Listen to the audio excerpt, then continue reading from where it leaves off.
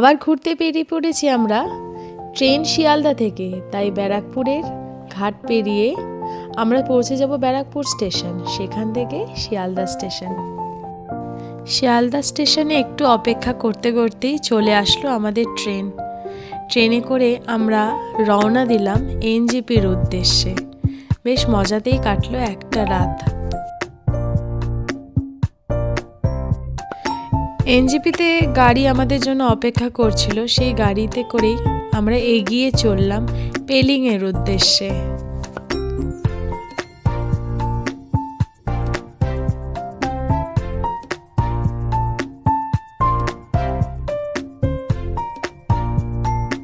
পেলিংয়ে পৌঁছে বুঝলাম ঠান্ডাটা কি মারাত্মকভাবে পড়েছে। অন্ধকার হয়ে গেছিল।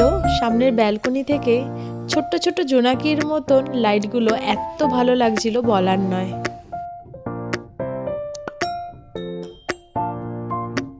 হোটেলে ঢুকে একটু ফ্রেশ হয়েই আমরা বেরিয়ে পড়লাম মোমো খুঁজতে। আর হ্যাঁ, কাছাকাছি মোমো পেয়েও গেলাম।